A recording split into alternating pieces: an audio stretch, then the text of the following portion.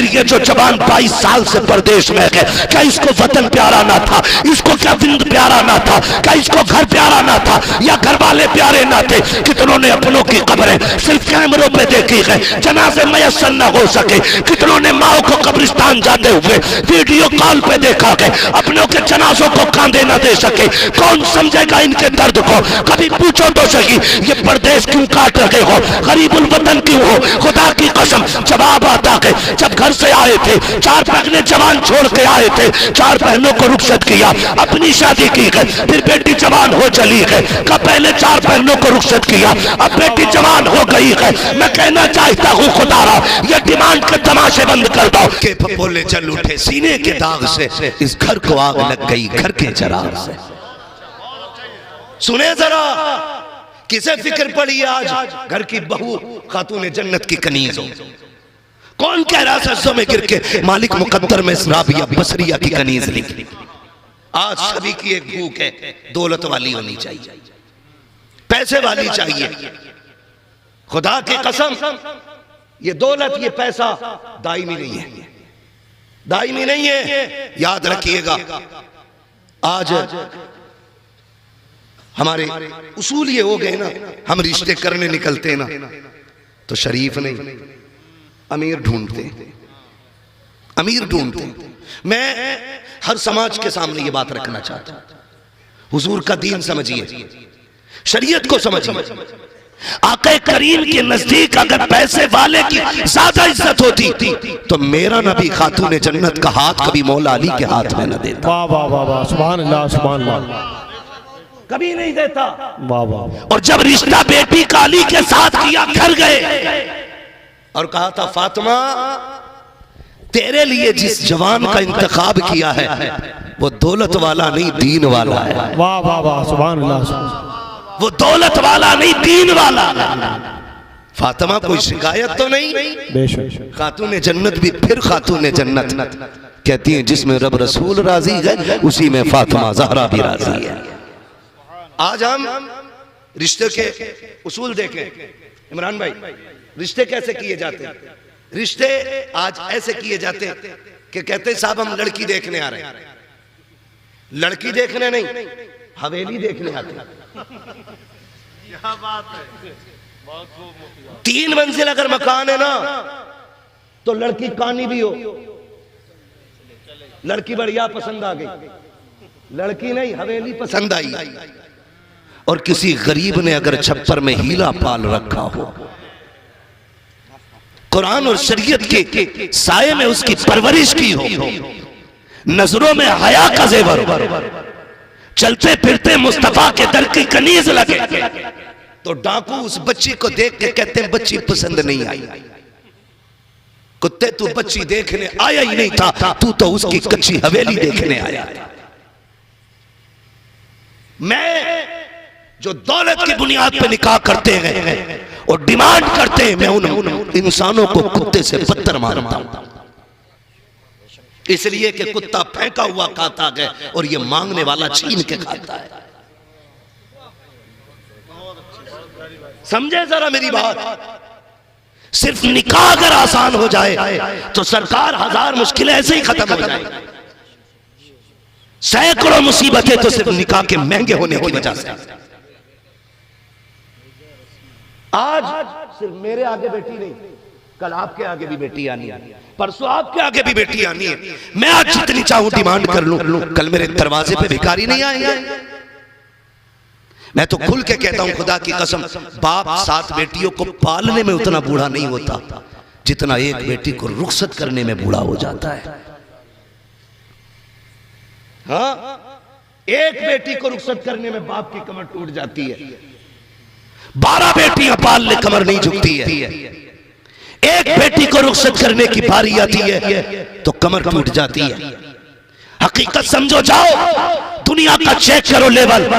आज भी कितने जवान 10 साल से कोई दुबई में है, कोई कुवैत में है, कोई अमेरिका में है, कोई दूसरे मुल्क में है। कितने जवानों ने जब से जवानी की दहलीज पे कदम रखा है अपना वतन नहीं देखा है। पूछो तो सही क्यों छोड़ बैठे हो वतन? हम परिंदों को भी घोंसले प्यारे होते हैं, जानवरों को भी वतन प्यारा होता है। हम जानते हैं, बचपन से देखा है, अगर खेत से बैल को छोड़ दिया जाए सीधा अपने घर आके रुकता है, क्योंकि मंजिल का भी पता होता है, उसको अपना ठिकाना याद होता है। शाम के वक्त में कभी जंगल में बैठ करके किसी दरख्त के नीचे देखना, परिंदे सारे जंगल को छोड़ करके अपने अपने वतन की तरफ चले जाते हैं। और बता तो सही, जानवरों को भी वतन प्यारा है। फिर ये जो जवान 22 साल से परदेश में है, क्या इसको वतन प्यारा ना था? इसको क्या विंद प्यारा ना था? क्या इसको घर प्यारा ना था? या घर वाले प्यारे ना थे? कितनों ने अपनों की कब्रें सिर्फ कैमरों पे देखी है, जनाजे मयस्सर न हो सके। कितनों ने माओ को कब्रिस्तान जाते हुए वीडियो कॉल पे देखा है,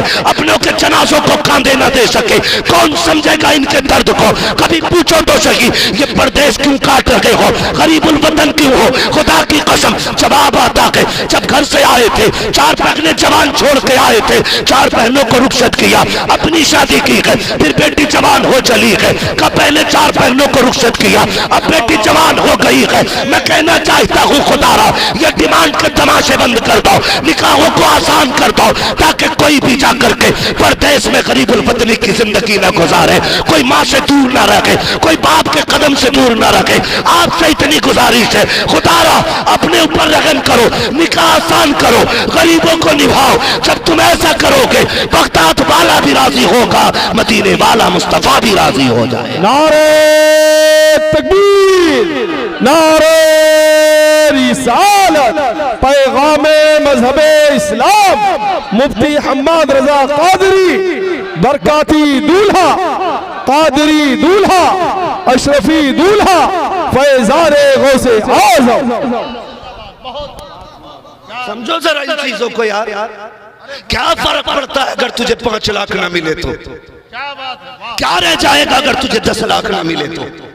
मैंने माना चल तुझे 20 लाख मिल भी गए, तूने मांग लिए और तुझे मिल गए, अल्लाह ना करे उसने एक थोड़ा तेरी कमर में निकाल दिया, तो वो 15 लाख तो जाएंगे ही जाएंगे। और जो 15 लाख की प्रॉपर्टी है उसमें भी सेकंडों में आग लग जाएगी।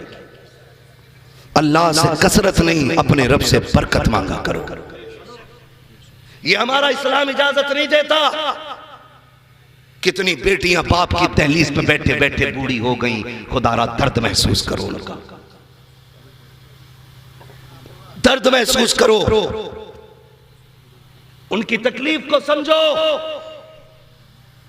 चल मैंने माना तू जी लिया शान से, पसंद की बीवी भी मिल गई, डिमांड की दौलत भी मिल गई, क्या मरेगा नहीं?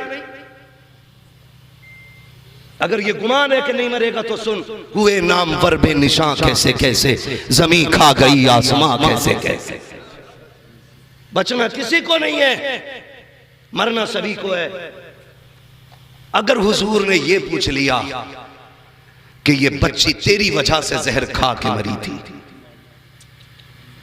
इसके बाल सफेद हो रहे थे, ये बाप की शर्म बर्दाश्त न कर सकी, इसने जहर खा लिया, बता तेरी दौलत किस काम की थी? कोई जवाब होगा हमारे पास? ये कहना आसान है, हम रसूलुल्लाह के, जन्नत रसूलुल्लाह की, लेकिन ये नारा हर एक के मुंह से अच्छा नहीं लगता।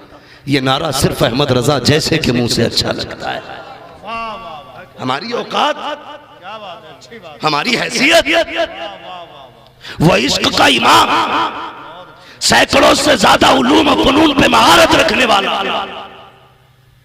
खुदारा समझे जरा, जिसने आंखों से मुस्तफा की जियारत की हो, जिसने कौम को हजारे किताबें दी हो, वो क्या कहता है? वो कहता मुजरिम को न शर्माओ, अहबाब कफन ढक दो, मुंह देख के क्या होगा, पर्दे में भलाई है। मुजरिम को न शर्माओ। हम अपने आप को देखें, अपनी औकात को देखें। तुझसे और जन्नत से क्या मतलब, वहां भी दूर हो। हम रसूलुल्लाह के, जन्नत रसूलुल्लाह की। हम सैकड़ों बार भी कहें हम उनके हैं तो क्या बनता है यार? वो एक बार भी कह दें ये मेरे हैं तो काम बन जाएगा। वो एक बार भी कह दें ये मेरे हैं तो काम बन जाएगा।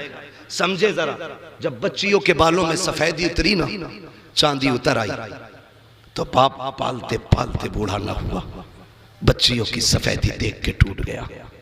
हमारा मुआशरा किधर जा रहा है? खाली करामतें सुनिए ना, जरा दिल थाम के मेरी बातें सुन, दिल थाम के सोचते रह जाओगे क्या हम 11वीं बड़ी बात है, उनकी 11वीं खाने के भी लायक हैं कि नहीं, ये सोचने पे मजबूर हो जाओगे। कभी अपने आप से पूछोगे हम क्या कर रहे हैं। समझे जरा और गौर से समझे। पहली बात तो हम किसी गरीब को अपनाने तैयार नहीं, और अगर किस्मत से उसका कहीं रिश्ता होने लगे तो ये जो लड़की देखने वाले लोग आते हैं, मजाल है ये चाय पी के जरा पैर सीधे कर ले। हजरत जैसे देखने वाले घर से 2 कदम निकालते हैं ना, तो चौखट से चिपका हुई कोई मिनमिना या मिनमिनी खड़ी होती, हराम खोल दज्जाले वक्त लग जाते। कैसे आए थे?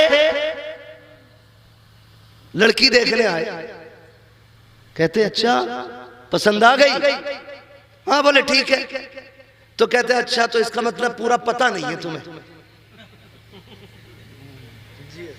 इतनी सी पिन लगाई, अच्छा पता नहीं है इसका मतलब तुम्हें। कौन खड़े हो गए? क्या मतलब? बोले ना भाई हम कुछ नहीं कहेंगे, मैं जा रहा हूं घर को, तुम जानो तुम्हारा काम जानो। इतनी पिन लगा के चला गया, यहीं से महल पैदा हो गया। फिर कह रहा हम रसूलुल्लाह की जन्नत रसूलुल्लाह की। सोच तो सही, जब तूने इतनी सी पिन लगाई भी पड़ गई, वो जो बेटी को दिखा रहा था ना, उसने आज पड़ोसी से 10,000 उधार लिए थे और कहा था अगर बेटी का रिश्ता पक्का हो गया ना तो हंसते हंसते तेरा कर्जा उतार दूंगा। लेकिन तुम्हारी इतनी सी पिन की वजह से आज फिर गरीब की बेटी हंसते हंसते रह गई, आज फिर उसके मुकद्दर से मुस्कुराहट छिन गई, आज फिर उसके नसीबों से हाथों की मेहंदी चली गई, आज फिर उसने सुर्ख जोड़ा पहनने का हक खो दिया।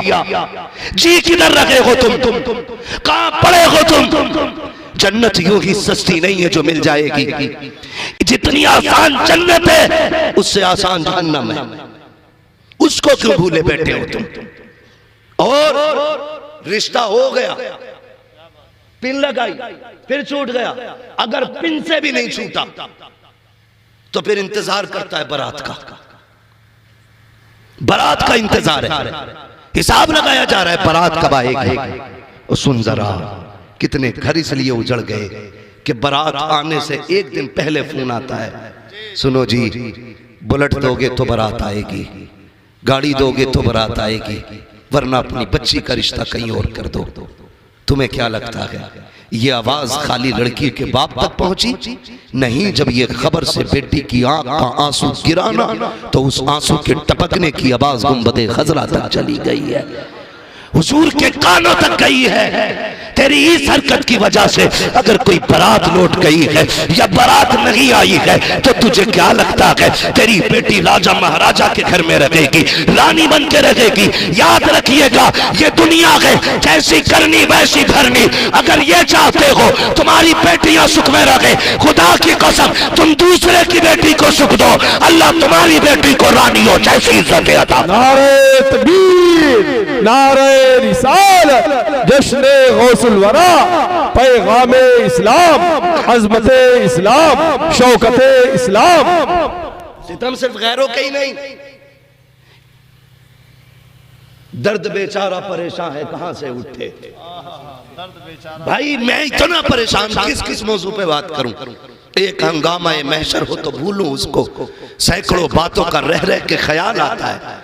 मैं तकरीर के जौहर दिखाने नहीं आया, मैं दर्द दिल तुमसे कहने आया हूं। काश आज के बाद किसी एक बेटी को अगर सुख वाली जिंदगी मिल गई, मैं समझूंगा मेरा आना कबूल हो गया, अशरफ भाई का बुलाना कबूल हो गया।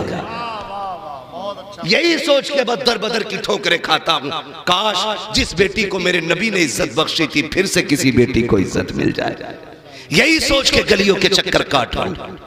वरना मैं भी चाहता हूं इतनी जन्नत सस्ती कर दूं कि लोग सुभान अल्लाह कहते कहते पगला जाए, लेकिन नहीं, बहुत नारे लगा लिए, खाली नारों से काम नहीं चलेगा, अब जमीन पे काम करने की जरूरत है, काम करने की जरूरत है, काम करने की जरूरत है। ओ भाई, आपसे मेरी इतनी गुजारिश है, खुदा ना मेरी बातों को दिल पे लेके जाए। यहां तक गैरों के सितम थे, सितम अपनों भी ने भी कम नहीं किए। आप कहेंगे कैसे? सुने, बाप की जायदाद में बेटी का हक है कि नहीं? है कि नहीं? 1400 साल के बाद लोग चीख के कह रहे हैं औरत को हक दो। तू 1400 साल के बाद कह रहा है, 1450 साल पहले मेरे नबी ने कहा था बाप की जायदाद में बेटी का हक है, दिया। 2 लाख का जहेज दे करके समझते हमने उसकी 70 लाख की जायदाद का हक अदा कर दिया।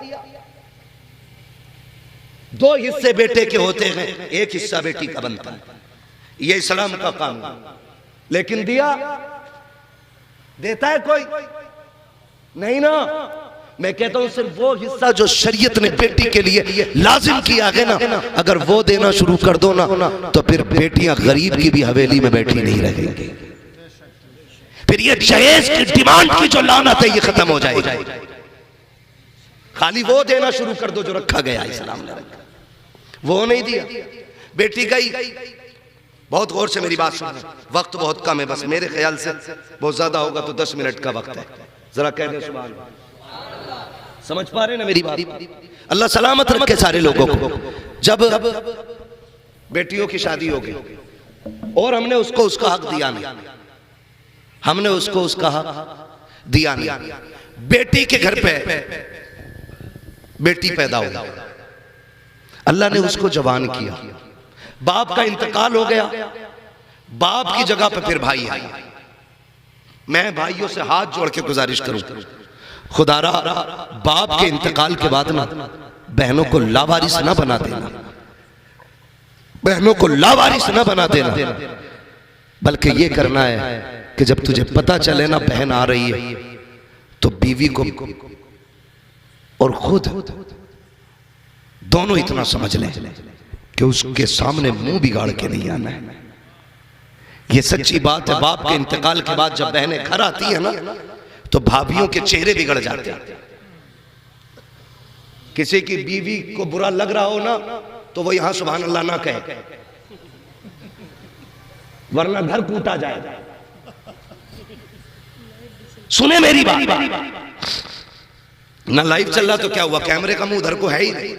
बोल सकते हो आप निडर होके, फंसेंगे तो हम लोग फंसेंगे ना,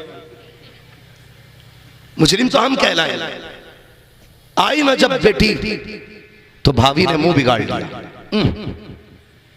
बहुत जल्दी जल्दी आ रही हो, तुम्हें पता तुम्हारे भैया पहले से ही टेंशन में, आने वाली है जनवरी की छुट्टी स्कूलों की, दिसंबर जनवरी की हुजूर जब छुट्टी होती है ना तो बहनें इंतजार करती हैं जब छुट्टी होगी भाई के घर जाएंगे। इन छुट्टियों में बहनें बच्चों को लेकर भाई के घर आती हैं, लेकिन एक ही दिन होता है कब टूट जाए तो बहन के बच्चों पे इल्जाम, दूध फट जाए तो जिम्मेदार बहन के बच्चे, बिल्ली दूध पी जाए तो जिम्मेदार भांजे, अगर आटा खराब हो जाए तो जिम्मेदार भांजे, दूध गिर जाए तो जिम्मेदार भांजे, खाना खराब हो जाए तो जिम्मेदार भांजे है। इतने ताने दिए जाते हैं कि बहनें दिल को पकड़ के बैठ जाती है, 15 दिन का ख्याल लेके आती है, लेकिन भाभियों के ताने उन्हें 4 दिन रुकने नहीं देते हैं। 3 ही दिन में बच्चों को समेट करके बहनें घर छोड़ के चली जाया करती है। तुम्हें खुदा का वास्ता, ये जो बहनें तुम्हारे दरवाजे पे आती है ये आफत बन के नहीं आती है, खुदा की रहमत बन के आया करती है। ये जो तेरे दरवाजे पे आई है ऐसा नहीं है इससे शोहर के घर रोटी नहीं मिल रही थी, इसे खाना नहीं मिल रहा था, ऐसा नहीं है कि ये भूखी थी, नहीं खुदा की कसम ये जो 8 दिन यहाँ गुजारने आई है तेरी मनहूस शक्ल देखने नहीं आई थी, तेरी दिल की बातें सुनने नहीं आई थी, बल्कि इसको ख्याल ये था चलो चल के उस बिस्तर को देखे जिस पे मेरा बाप लेटा करता था, उस दीवार को देखे जो मेरे बाप ने बनाई है, उस दरख्त के नीचे बैठे जो मेरे बाप ने लगाया था। खुदा की कसम ये बेटियों का एहसास होता है कि बाप कब्रिस्तान चला जाए, उसके लगे पेड़ के नीचे जब बेटियां बैठ जाती है, मुस्कुरा के कहती है, इसके झोंकों में बाप के दामन की खुशबू की हवाएं आ रही। नारे तकबीर, नारे रिसालत, पैगामे मुस्तफा, सीरत मुस्तफा, गौसुल वरा कॉन्फ्रेंस, फैजाने मखदूम अशरफ, मसलके आला हजरत। जिंदाबाद जिंदाबाद जिंदाबाद। बहुत रवैये ना बदले, पढ़े इस्लाम, सीखे थी। हम अपनों के लिए दरवाजे बंद कर रहे। वो बगदाद वाला जिसे पीराने पीर कहते थे, रोशन जमीर कहते थे, खुदा की कसम जिसकी सखावत का आलम यह था, आप हर 11वीं को लंगर करते। क्या बात है, वाह वाह। हर 11वीं को लंगर करते। 11वीं वाला 3 वजह से 11वीं वाला कहा जाता है। 3 वजह है जो 11वीं वाले को 11वीं वाला कहा जाता है। पहली वजह यह है कि वो हुजूर के नाम का लंगर करते हैं। दूसरी वजह यह है कि 10 दिन आप लोगों को मुरीद करते थे, फिर 11वें दिन बैठा के सबको वली बना देते थे। इसलिए भी 11वीं वाला कहा जाता है। और इसलिए भी 11वीं वाला कहा जाता है क्योंकि वो मदीने वाले की महफिल सजाते थे, लंगर करते थे। एक दिन कुछ नहीं था, हाथ खाली थे। मुरीदों ने कहा हुजूर लंगर नहीं चलेगा। फरमाने लगे कुछ भी नहीं है। कहा कुछ तो होना चाहिए, लंगर जरूर होना चाहिए। आपकी चौखट और कुछ ना बटे, मजा नहीं आएगा। फरमाया चलो पैसे तो नहीं है, जाओ बगदाद के सारे डाकू चोर जितने बिगड़े हुए लोग हैं सारे इकट्ठे करके लाए जाएं। बगदाद वाला बता रहा हूं कौन।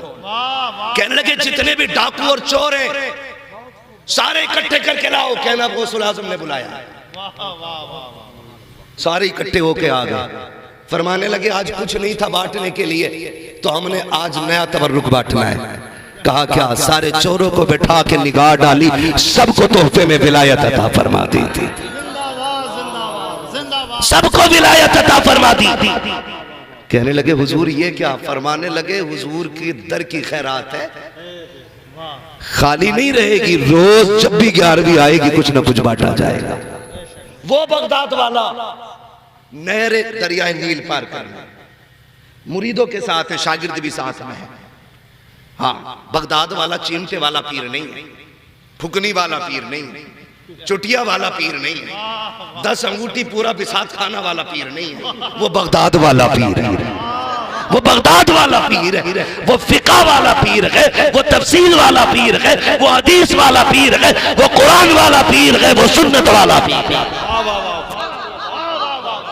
बहुत माशाअल्लाह, सुन्नत वाला पीर, बेशक हक है, हक है। सुन्नत वाला पीर। क्या कहना? वो खाली चमचे नहीं रहते थे, शागिर्द रहते थे साथ। हाँ, अली वाले जहां बैठे वहीं महफिल सजा बैठे। आए हैं, वाह वाह वाह वाह। अली वाले जहां बैठे भाई जहां चाहते थे वहीं दरसगाह लग जाती थी।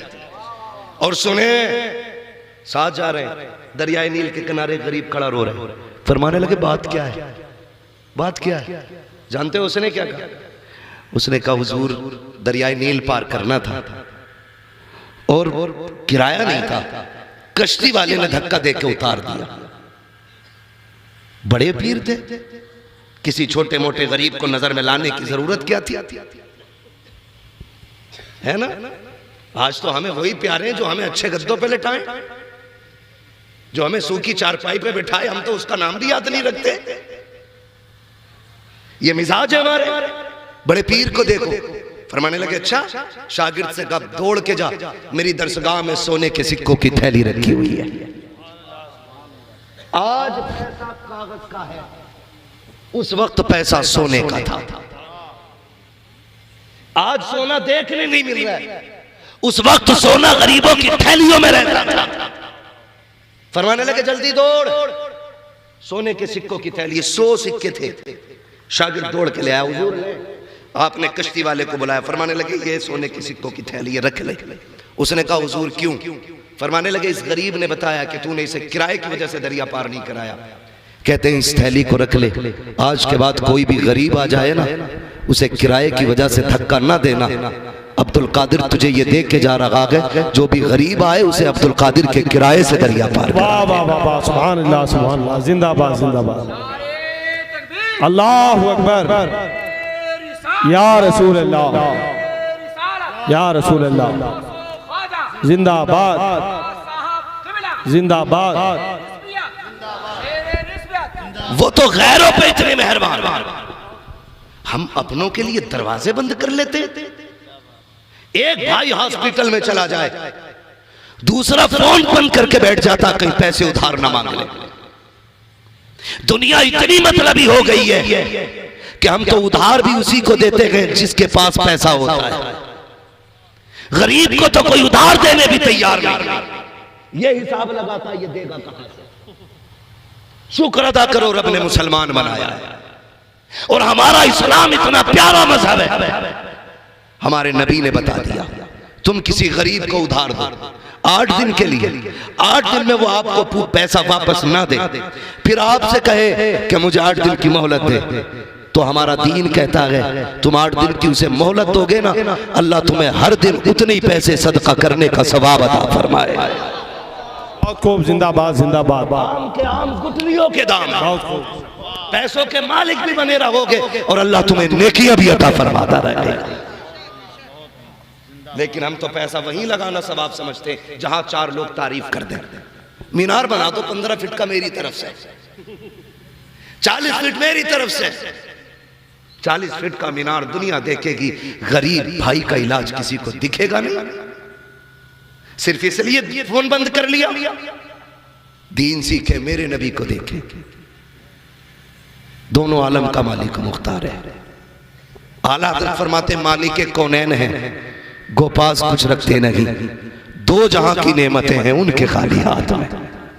थके तो नहीं है ना अभी? अगर थक गए तो जोर से कह दे सुभान अल्लाह, अगर नहीं थके तो फिर और जोर से बोले सुभान अल्लाह। बहुत समझदार लोग हैं माशाअल्लाह। सुल्तानपुर है माशाअल्लाह। हाँ, नहीं बहुत समझदार है। बात ही मैंने कहा अगर थक गए तो जोर से बोले सुभान अल्लाह, कतई जोर नहीं लगाए। हाँ, जब आले नबी बैठे हो, औलादे रसूल हो, तो फिर बंदा सो गया तो तकदीर नहीं सो जाएगी, है ना? तवज्जो है ना? चलो जरा 5 मिनट है भी मेरे पास ना, चलूं आगे। मुझे बात याद आ रही तो बता जाऊं। मेरा नबी कायनात का मालिक को मुख्तार है। हम तो हर रिश्ते को ना दौलत में तोलना चाहते हैं। दौलत, बहन के घर जाएगा ना, 4 दिन मुंबई में पैसे क्या कमा लिए भंगार का काम करके। बहन के घर जा रहे हैं ना, सेकंड हैंड गाड़ी लाया प्रदेश से, और सेठ जी गांव में कहला रहे हैं ना, बहन के घर जा रहा है तो उसने कितनी भी अच्छी चादर बिछाई है ना, पहले रुमाल से यूं झाड़ेगा। कितनी भी साफ चादर हो, ये दिखाना चाहता कि अब हम सेठ हो गए। जब बहन के दरवाजे पे जाओ ना, तो अगर मिट्टी वाली चादर भी हो ना, झाड़ना मत, उसी पे शुक्र अदा करके बैठ जाना। इसलिए कि नई चादर मार्केट में मिला करती है और बहनें नसीबों से मिला करती हैं। चादर झाड़ के ना बैठना, नई चादर मार्केट में मिल जाएगी लेकिन बहनें नसीबों से मिला करती हैं। जाना तो झाड़ना मत। बच्चे लेके जा रहा, बच्चों ने उठाया कुछ चीज खा ली, ना ना ना, इसमें मक्खी बैठी थी। तू मिट्टी खा के बड़ा हुआ, अब मक्खियों से भी बोझ लगने लगा तुझे। इसी गांव में जब रहता था तो सुबह से शाम तक 50 ग्राम धूल खेत में खा जाता था। आज मक्खियां बोझ लग रही है। पता चला बोझ मक्खियों में नहीं, बोझ इसकी सोच में पैदा हो गया है। जब हम खेत में काम करते थे कैंसर से महफूज थे, जब हम मिट्टी खाते थे ब्रेन ट्यूमर से महफूज थे, जब हम अपनों का जूठा खाते थे ना तो ब्रेन हेमरेज नहीं होता था, हार्ट अटैक नहीं होता था, क्योंकि जो अंग्रेजी दवा होती है इसमें एक फायदा 99 नुकसान होते हैं, और जो अपनों का जूठा होता है अल्लाह उसमें 100 के 100% फायदा देता है। हमने अपनों का खाना छोड़ दिया ना, आगे का अपनों का जूठा फेंक देते। मैंने पहले ही कहा था एक हंगामा महशर हो तो भूलूं उसको, सैकड़ों बातों का रह रह के ख्याल आता है, प्यार बांटो यार, फिर देखो अल्लाह बिना दवा के ठीक करता है कि नहीं। दिलों में गुंजाइश नहीं, सगी बहन को जलील करते हैं। सुन मेरा नबी है, ईद के दिन बहन आ जाए, आ गई बड़ी जल्दी, तेरे यहां ईद नहीं थी, शाम को आ जाती, क्यों बोझ बन गया तुझ पे? नहीं मुझे वहां जाना था, तू आ गई तो अब रुकना पड़ेगा। और सोन चाय पी के भैया कहने वाले 1000 मिलेंगे, और तेरे घर से खाली हाथ जाकर के भी तुझको भाई कहने वाली बहन दोबारा नहीं मिलेगी। बहुत इसे कहता है तू सुबह ही आ गई, शर्म कर और समझ जरा मेरा नबी हुजूर की कोई सगी बहन है। मैं तो कहता हूं दुनिया को हुजूर की सीरत सिखाओ। ये जो भौंक रहे हैं ना मेरे नबी पे, इन्हें औकात याद आ जाएगी। इंसानियत का फर्द कामिल अगर कोई है तो सिर्फ मेरा नबी है। बेशक बेशक, जिंदाबाद जिंदाबाद। सुने जरा, उस दौर की कहानी है जब बेटियां पाप समझी जाती थी, जब कोई सगी बहनों को बहन कहने तैयार नहीं होती।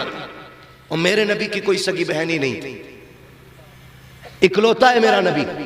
रब ने दुर्रे यतीम बनाया, दुर्रे यतीम, कोई सगा नहीं मेरे नबी का। जानते हो हुजूर अपने आरामगाह में, खेमे में, एक जंग हुई, जंग के नतीजे में जो दुश्मन थे कुछ भाग गए, कुछ कैदी बना लिए गए। सुनते रहिए, कैदी बना लिए गए। जब कैदी कुछ लोग बना लिए गए तो जो कैदी बनाए गए ना वो हुजूर की बारगाह में पेश किए। आका करीम ने ऐलान फरमाया, जिसे अपने कैदी आजाद कराने वो फिदिया दे, इतना इतना पैसा दे जो रकम मुकर्रर की हुई, और अपने कैदी बुला के ले जाए। इत्तेफाक देखिए कि जिस कबीले से जंग हुई थी वो कबीला हुजूर की रजाई बहन हजरत शीमा का था। ठीक है जी, किसका? हजरत शीमा। ये सगी बहन नहीं है, ये हुजूर की दूध वाली बहन है, रजाई बहन, यानी उस मां की बेटी है जिसने हुजूर को दूध पिलाया था। उस मां की नहीं जिसने पैदा किया था, उस मां की बेटी है जिसने सिर्फ दूध पिलाया था। उनके कुछ कैदी आ गए, लोग चंदा करते करते करते करते हजरत शीमा के दरवाजे पे आ गए। कौन है? शीमा चंदा। किस चीज का? कबीले के कुछ लोग गिरफ्तार हो गए, जंग हुई थी, उन्हें आजाद कराना है। आप पूछती जंग किससे हुई है? वो कहने लगे मोहम्मद इब्ने अब्दुल्लाह से हुई है। जैसी इतनी बात सुनी ना हजरत शीमा की कानों में ये नाम गुजरा ना, जमीन पे ये नाम किसी का था ही नहीं। फौरन आंखों में चमक आ गई, कहने लगी एक बार फिर बताना। कहा मोहम्मद इब्ने अब्दुल्लाह से। कहा कहीं ये वही तो नहीं है जो मक्के से हिजरत करके आए गए? कहा हाँ वही है। कहीं इनके बाप का नाम अब्दुल्लाह है? कहा हाँ। कहा माँ का नाम आमीना है? कहा हाँ। कहने लगी फिर दुपट्टा ओढ़ा बाहर आ गई, कहने लगी अब चंदा ना करो, मुझे उसकी चौखट पे ले चलो। चंदा ना करो, मुझे ले चलो। सबने कहा सुन, इतने कैदी पकड़ रखे हैं, इतने बड़े लश्कर को उसने हरा दिया, और तू कह रही है मुझे ले चलो। फरमाती तुम नहीं जानते हो, वो रिश्ते में मेरा भाई लगता है, वो रिश्ते में मेरा भाई लगता है। कहा तुम्हें क्या लगता है? कहा वो ऐसे नहीं छोड़ेगा। फरमाने लगी लेके चलो ना, भाई की बारगाह में दौलत का सिक्का नहीं, बहन की झोली का सिक्का चलेगा।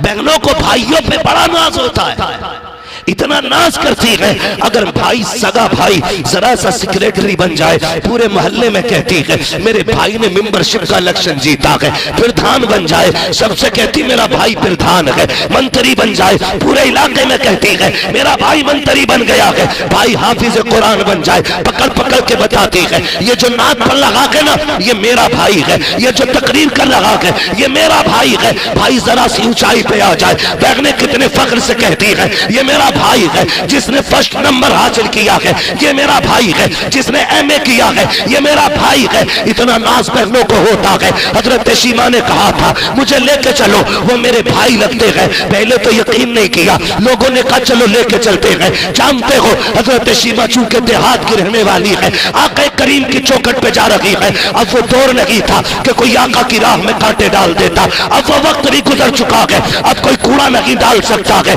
अब दीवाने तलवारें लेके खड़े हैं, अब हुक्म बदल चुका है। और महबूब से मिलना है तो डायरेक्ट नहीं आओगे, पहले गुस्ल करोगे, 2 रकात सजदे शुक्र अदा करोगे, उसके बाद सदका करोगे, फिर महबूब तक आओगे। अब हुक्म बदला जा चुका है। लेकिन हजरत शीमा आ रही है, उस खेमे तक आई है जहां मेरे नबी आराम फरमा है, कबीले वाले साथ साथ है। हजरत शीमा आगे आगे है। जब हुजूर के खेमे में जाने की कोशिश की, दीवानों ने तलवारें लगा दी, आवाज दे के कहा खबरदार देहाती औरत, किधर मुंह उठाए जा रही है, तुझे पता नहीं है ये रब के महबूब की आराम गाह है, यहाँ सर उठा के नहीं सर झुका के चला जाता है। जब इतना सुना है हजरत शीमा ने कहा खल्लू सबीली, मेरा रास्ता खाली करो। कहा किस लिए? कहा मैं तुम्हारे पैगंबर की बहन लगती हो। जैसे इतना कहा है तलवारें तो तलवारें, नजरें भी हया से झुक गई थी। कहा बता तो सही प्यारी, मेरे नबी की तो कोई बहन ही नहीं है, तू कौन है? कहा जाओ उनसे जाके कह दो तुम्हारी बहन मिलने के लिए आई है।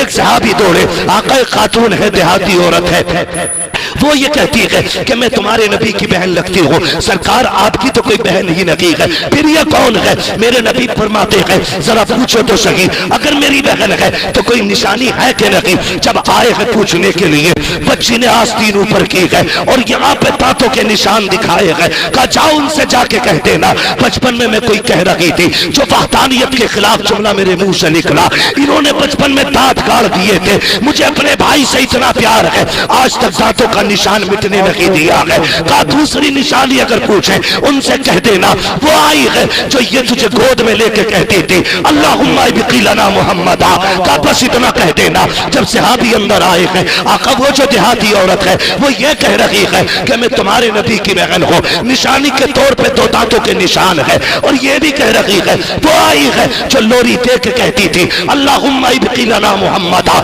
इतना मेरे नबी ने सुना है, इतनी तेजी से उठे हैं कि नबूवत वाली चादर कांधे से सरक के नीचे आ जाती है। हुजूर ने दौड़ लगाई है, सहाबा आने तो मेरी बहन आ रही है, आने तो मेरी बहन आ रही है, आने तो मेरी बहन आ रही है। दौड़ते दौड़ते सरकार बाहर तक आए हैं। हजरत शीमा ने हुजूर को देखा, हुजूर ने बहन को देखा, दोनों एक दूसरे को देख के रोने लग जाते हैं। आका करीम ने सबको आने की इजाजत दे दी है। सरकार देख के बहन को रो रही है, बहन देख के मुस्तफा को रो रही है। अब जब अंदर आ रहे हैं, हुजूर के हाथ में बहन का हाथ है, हुजूर के हाथ में बहन का हाथ है। आका करीम हाथ पकड़ के आ रहे हैं। जब बहन ने हाथ पकड़ा के, कबीले वाले हैं, सरकार ने मुजम्मिल वाली चादर जिस पे रब के सलाम आते थे वो जमीन पे डाली। कहा बहन इस जमीन पे बैठ जाइए। हाथ पकड़ा के ख्याल आया है, कुछ कहती है पाका आपसे तन्हाई में बात करनी है। कहा अच्छा। हुजूर बहन के साथ तन्हाई में गए। कहा क्या कहना चाहती हो? बहन की आंख में आंसू आ गए। बहन ने दामन की झोली बनाई और कहा था भाई ये जो कबीले वाले आए हैं इन्हें ये बताया है कि मैं तेरी बहन लगती हूँ, मैंने पैसे नहीं लेके आई हूँ, आज बहन की बात पूरी रख के अपनी बहन की इज्जत बढ़ा देना। इतना मेरे नबी ने सुना है, आंख में आंसू आ गए। आका करीम ने कहा बहन अब ये फैसला यही नहीं होगा, अब ये फैसला यहाँ ना होगा बल्कि तेरे कबीले वालों के सामने होगा। रो क्यों रही है? झोली फैला के भाई को शर्मिंदा न कर। मेरे नबी ने बहन की झोली खोल दी है। आका करीम आए हैं, बहन को अपनी चादर पे बैठाया, खुद सामने 2 जानू होकर बैठ जाते हैं। कौन बैठा है? जिसके लिए मस्जिद अक्सा में सारे नबी हाथ बांधे खड़े हैं, वो बहन के आगे बैठा है। जो अर्श पे गया है फरिश्तों ने हाथ बांधे हैं, वो बहन के आगे बैठा है। जो जन्नत में जाता है पूरे सलामी दे रखी है, वो बहन के आगे बैठा है। 2 जानू बैठ के कहते हैं अब बता शीमा क्या चाहिए? भैया मेरे कुछ कैदी है जो आपके पास है, मैं लेने आई हूँ। आका करीम फरमाते हैं सहाबा आज तक मैंने जो किया है तुमसे मशवरा लेके किया है, लेकिन आज मेरी बहन आ गई है, आज मशवरा नहीं लूंगा। जितने कैदी हैं लाके बहन की झोली में डाल दो, सारे बहन के नाम पे कुर्बान है, सारे कैदी लाके डाले गए। का बिलाल तू तो मेरा वजीर खजाना है, देख मेरे पास कितनी दौलत है, चंद बकरियां और कुछ पैसे थे, आका ने वो भी बहन की झोली में डाल दिए। जब इतना दे करके बहन जाने लगी, सहाबा कहते आका इससे तो कोई रिश्ता नहीं है, इसके लिए इतना कर लगे हैं। आका फरमाते सहाबा मैं दुनिया को बता रहा हूं, अगर बहने दरवाजे पे आ जाए खाली नहीं जानी चाहिए, खाली झोली लेके आए, झोली भर के जानी चाहिए। ये सर तुम्हारा इतना बेकीमत नहीं कि जहां चाहे झुक जाए। वो लोगों तुम्हारा सर भी शान वाला है, तो जहां झुके वो बारगाह भी शान वाली होनी चाहिए। उसने वहदहू ला शरीक की बारगाह में ला के सजदों के लिए हमारी पेशानियों को रख दिया। आज वही कौम अगर किसी आम बंदे को सजदा करे तो फिर जरा सच बता मेरे नबी के जिगर पे क्या गुजरती होगी। अल्लाह अकबर, क्या मेरे नबी के दिल में ये ख्याल नहीं आता होगा क्या मैंने इसी दिन के लिए ताइफ के पत्थर खाए थे, या यही दिन था जिसके लिए औजड़ी मेरे कांधे पे डाली गई। मैंने बद्दुआ नहीं की थी। अल्लाह की कसम अगर उस दिन मेरा नबी बद्दुआ कर देता तो कयामत तक कोई भी काफिर पैदा, बोलो, काफिर पैदा नहीं हो सकता था, लेकिन मेरे नबी ने बद्दुआ नहीं की। अल्लाह ताला हमें इन फितनों से बचने की तौफीक अता फरमाए। और लोगों, ऐसा माहौल हम लोगों का है, याद रखिए अल्लाह जब किसी को विलायत देता है तो उसे इल्म की दौलत जरूर देता है। बेशक, सुभान अल्लाह। आज कुछ लोग कहते हैं कि साहब फकीरों और मौलवियों में बनती नहीं है, कहते हैं वो लाइन अलग है, ये लाइन अलग है। तुझे किसने बता दिया? तुझे तो पता नहीं विलायत की सबसे पहली सीढ़ी का नाम ही इल्म है। जिसे इल्म नहीं वो वली, बोलो, वो वली नहीं हो सकता। ये बात अपनी जगह है कि वली जिसको अल्लाह वली बनाना चाहे, ये जरूरी नहीं वो दरसगाह में जाके बाज़ाब्ता एडमिशन ले फिर पढ़े, ये जरूरी नहीं। वो चाहे तो उसे सीना बसीना दे देता है, किसी बंदे से सीना बसीना दिला देता है, ये उसके कर्म की बात है। आओ एक बात बता दूं, मुंबई की सरजमीन पर एक बुजुर्ग हैं, बड़े मशहूर हैं, मखदूम माहिमी रहमतुल्लाह ताला अलैह। तवज्जो है आपकी? बड़ी अजीब सी महफिल है, जवान उधर बैठे हैं, बच्चे इधर बैठे हैं। खैर कोई बात नहीं, जहां भी हो मैं उठने नहीं कहूंगा, हजरत उठा लो तो लोग घर को भी चले जाते है। बैठे चलिए, जैसे भी अच्छे लग रहे हैं आप। मखदूम माहिमी, बचपन का जमाना, माँ से कहने लगे अम्मी मैं इल्म दीन सीखना चाहता हूं। इतना कहा ना, माँ कहने लगी बेटे उस वक्त ऐसे मदरसे नहीं थे जैसे आज घर के दरवाजों पे मदरसे, हमें तो इल्म की कदर ही नहीं रह गई। कोई कहता मौलवी, कहता ज़कात खोर जा रहा है, कोई तालिब इल्म कहता चंदा खोर जा रहा है। शर्म नहीं आती यार? ये वो जा रहे हैं जिनके कांधे पे मुस्तफ़ा के दीन का बोझ रखा हुआ है। हमें तो इनके कदमों की खाक उठा के चूमनी चाहिए थी, और हमने इन्हें गालियां बकना शुरू कर दी। उलमा फरमाते हैं, बुजुर्गों ने फरमाया, जो उलमा की तौहीन करे वो कुछ और चेक ना करे बल्कि अपना नसब चेक कर ले जा करके। उलमा की वही तौहीन करेगा जिसका नसब अच्छा नहीं होगा, ये याद रखिए। मुझे इसकी परवाह नहीं रहती दोबारा कोई बुलाएगा कि नहीं बुलाएगा, लेकिन मैं चाहता हूं अपनी कौम से कुछ बातें ऐसी कर जाऊं जो वो अमल करें तो शायद कयामत में इतना तो काम आ जाए, कहें कि यार एक आया था मौलवी कुछ बातें बता के गया, यहां काम आ गई है। मेरा अपना मिजाज है। तो कुछ लोग उलमा को गाली देते हैं, आज घर घर मदरसे हैं, लेकिन उस वक्त मदरसा पास में किसी के नहीं था, दूर दूर मदरसे होते थे शहरों में। माँ मैं पढ़ने के लिए जाना चाहता हूँ, हमारी माँ बहनें भी बैठी, ये भी सुने। माँ ने कहा बेटे तुम चले जाओगे तो मेरा काम कौन करेगा? यतीम थे, बाप का साया नहीं था। बेटे तुम चले जाओगे तो हमारे पास कौन रहेगा? कहते हैं मां मैं इल्म के बगैर नहीं रह सकता। मां ने कहा बेटे अगर तू इल्म के बगैर नहीं रह सकता तो मैं तेरे बगैर नहीं रह सकती।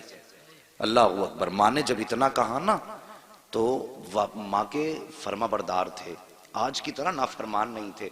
मां कहती बेटे टाइम से घर आया कर, चौराहों पे घंटों घंटों क्यों खड़ा रहता है? कहता है मुंह बंद करके सो जाया कर, तुझे नींद नहीं आती तो मैं क्या करूं? तू कौन होती है मेरी जिंदगी में पाबंदियां लगाने वाली? यार हमें सोचना चाहिए हम किसके बारे में बोल रहे हैं। अल्लाह अकबर, ये वो है, अल्लाह की कसम, अगर ये हमें कलमा ना सिखाती तो न जाने किस उम्र में जाके कलमा याद होता। उस मां के बारे में ऐसे बोलते हैं कि मुंह बंद रखा कर, तुझे फिक्र करने की जरूरत क्या, मैं कोई बच्चा हूं? और तुझे पता नहीं है जिस दिन ये चले गए तो तुझे रोने के सिवा कुछ नहीं मिलने वाला। ये याद रखना, माँ बाप चले गए तो फिर कुछ नहीं मिलने वाला। हर दरवाजे पे जाओगे सब कुछ मिलेगा, मां का चेहरा नहीं मिलेगा। आज इनकी कदर कर लो। मां ने कहा बेटे मैं तेरे बगैर नहीं रह सकती। कहने लगे मां इल्म के बगैर मैं नहीं रह सकता। मां ने कहा नहीं बेटे जाएगा नहीं। जैसे इतनी बात मां ने कही ना जाएगा नहीं, तो रोने लगे। अल्लाह अकबर, मां के आंचल से लिपट के रोए, मां मैं तेरे पास रहूंगा। लेकिन इल्म का इश्क था इनको, शौक था, बगैर इल्म के जिंदगी मुश्किल थी। एक दिन रोते रोते दरिया के किनारे चले गए। कौन सा दरिया? वही समंदर जो साहिल समंदर के किनारे पे टहलने लगे। टहलते रहे, आंसू बहाते रहे। अचानक अचानक अचानक बड़ा नूरानी चेहरा, जिसको दुनिया हजरत खिज़र अलैहिस्सलाम के नाम से जानती है, जैसी वो चेहरा निगाहों के सामने आया, अल्लाह अकबर, चेहरा देख के मुस्कुराए। कहा बच्चे क्यों रो रहे हो? कहने लगा हजरत मुझे बस मेरे अपने मामले पे रोना आ रहा है।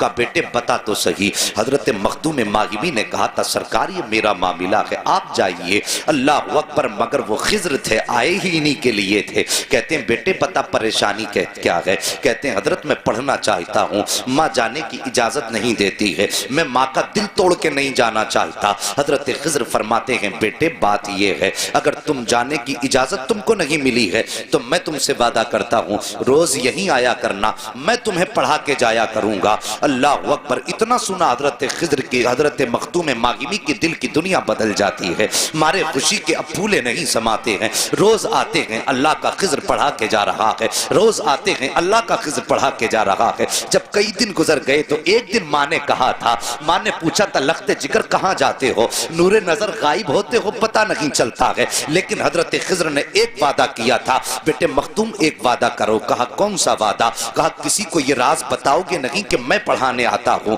अगर जिस दिन तुमने ये राज खोल दिया उसके बाद मैं पढ़ाने के लिए नहीं आऊंगा। हजरत मखदूम मागिमी ने हजरत खिज़र से वादा तो कर लिया, लेकिन कई दिन की गैर हाजिरी के बाद जब माँ ने कहा था बेटे कहाँ जाया करते हो, इतना सवाल सुना ना तो माथे पे पसीना आ गया। सोचने लगे अगर बताता हूं तो खिज़र रूठ जाएंगे, अगर नहीं बताता हूं तो मां रूठ जाएगी, अगर मां रूठ गई तो रब रूठ जाएगा। अल्लाह अकबर, ये सोच के आप शशोपंज में हैं। मां ने कहा था लख्ते जिगर चुप क्यों है? आज तक तो तूने मुझसे कोई राज नहीं छुपाया, क्या कोई अहम बात है जो छुपाना चाहता है? कहते हैं मां तुझसे ज्यादा अहम कौन सी बात होगी, जिंदगी में सबसे ज्यादा अहमियत तेरी है।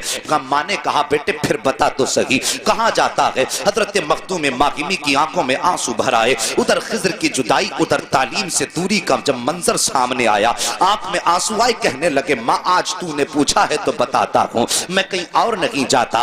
दरिया के किनारे एक शख्स आता है जो मुझे इल्म दीन पढ़ा के जाया करता है। माँ ने इतना सुना बेटे की पेशानी चूमी और चूम के कहा था बेटे आज के बाद मैं तुझे रोकूंगी नहीं, रोज तालीम हासिल करने के लिए जाना। इतना सुना चीख निकली मखदूम मागिमी की। कहते हैं माँ जिस खजाने के लिए जाता था अब वो खजाना मेरे हाथों से जा चुका है। माँ ने कहा था बेटे क्या कोई पढ़ाने वाला रूठ गया है या कोई गलती तुझसे हो गई है? कहते हैं माँ तुझे कैसे बताऊं, जो मुझे पढ़ाने आता था उसने वादा किया था कि अगर ये राज किसी को नहीं बताओगे तो रोज पढ़ाने आया करेंगे, जिस दिन बता दोगे उसके बाद पढ़ाने नहीं आएंगे। ए माँ आज ये राज तुझसे बयान कर दिया है। माँ आज मुझे पढ़ाने वाला नहीं आएगा, आज के बाद मुझे दीन सिखाने वाला नहीं आएगा। इतना सुना कि माँ ने लाल को सीने से लगाया और सीने से लगा के कहा बेटे उदास ना हो, जा जाके बिस्तर पे आराम कर ले। हजरत मखदूम मागिमी तो बिस्तर पे लेटे हैं, चेहरे पे चादर डाली है, आंख में आंसू लेकर के सो जाते हैं।